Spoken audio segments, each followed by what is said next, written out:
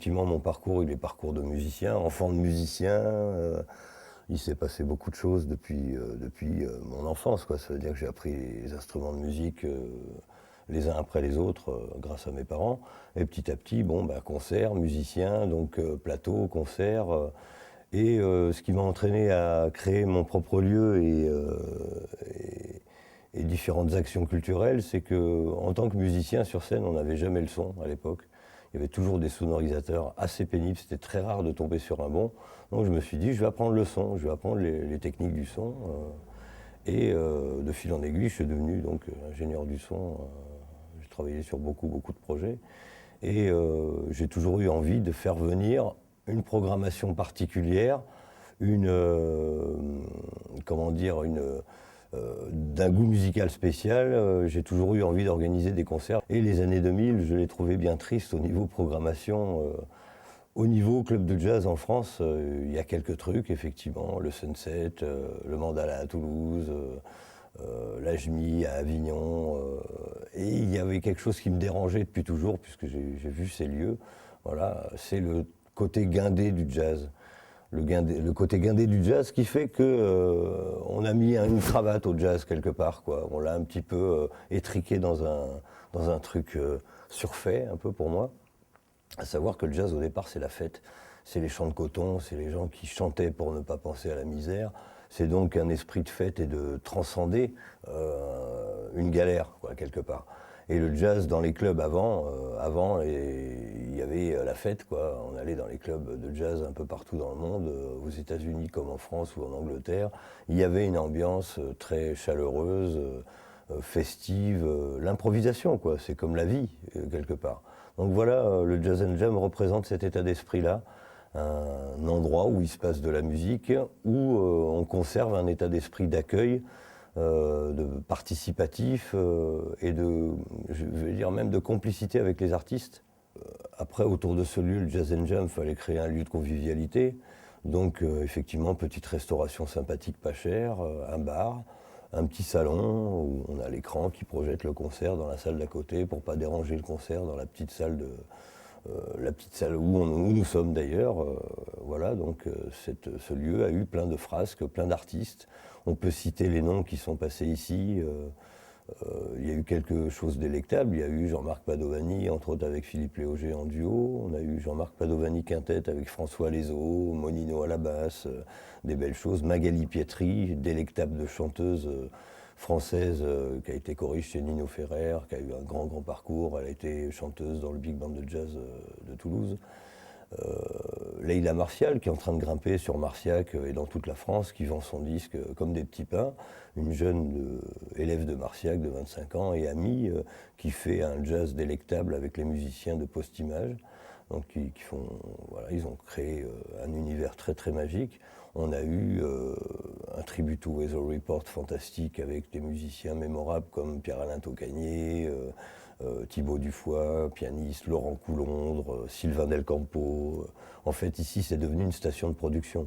On a même enregistré au mois d'avril l'album de Sylvain Del Campo Quartet avec Manu Kodja, Laurent Coulondre et Pierre-Alain Tocagnier à la batterie. Cet album est en cours de distribution. Voilà, en fait, l'objectif du Jazz and Jam, c'était la production audiovisuelle et audio des artistes de qualité, d'un jazz qui déchire.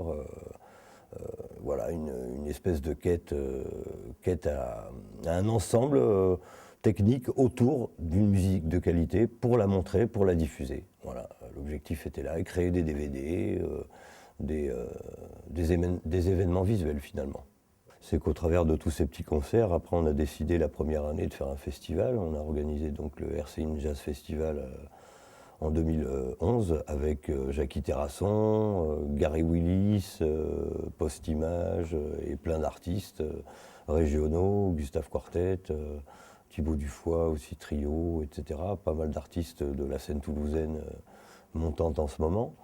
Et on a réitéré cette année encore ce festival avec d'autres artistes, dont Gong, qui est un vieux rêve. Voilà, Gong avec David Allen, Ange, Sauf Machine et Magma. On devait faire ça. Il y a eu annulation au milieu du festival, tu es au courant, quoi. Voilà, donc à cause des intempéries et d'un assureur peu scrupuleux et surtout qui prend beaucoup de parapluies pour lui mais pas pour les autres en question d'intempéries.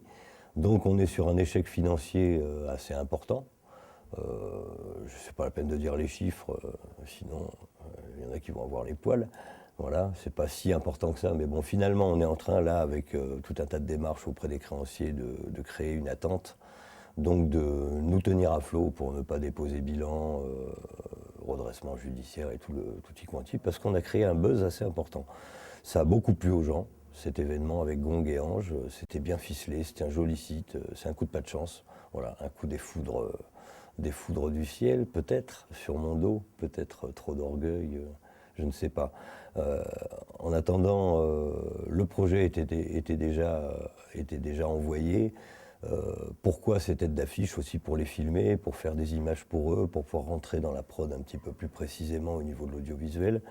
Ça nous a d'ailleurs créé des super contacts nationaux avec des producteurs intéressants, avec des gens qui commencent à s'intéresser à nous. En l'occurrence Bernard Hivin, qui a produit Michel Petrucciani pendant des années, qui s'occupe d'énormément d'artistes connus en France, dont Didier Lecoud actuellement. C'était notre conversation.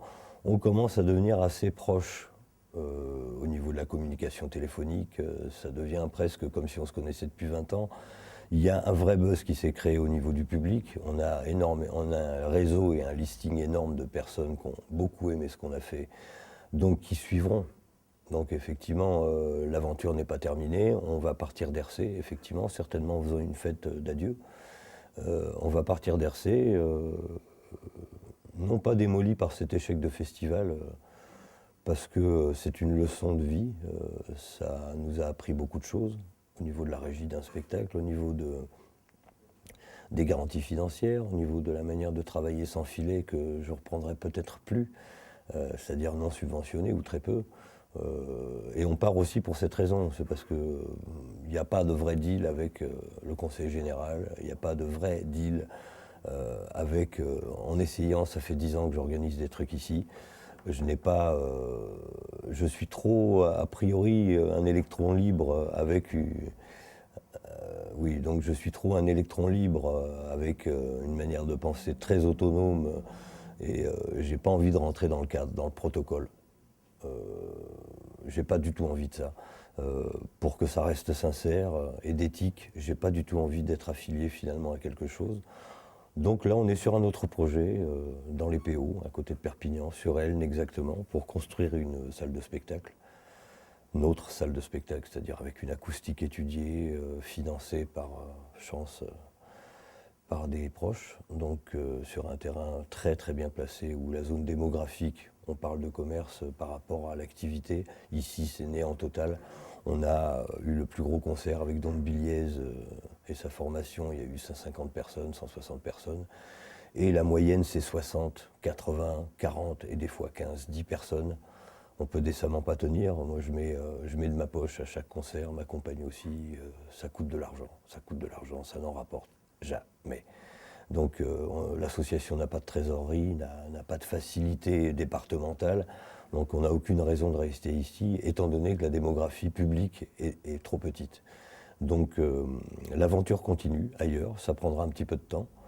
On fera parler de nous, je pense que l'événement Soft Machine et Magma n'ayant pas eu lieu sera reproduit.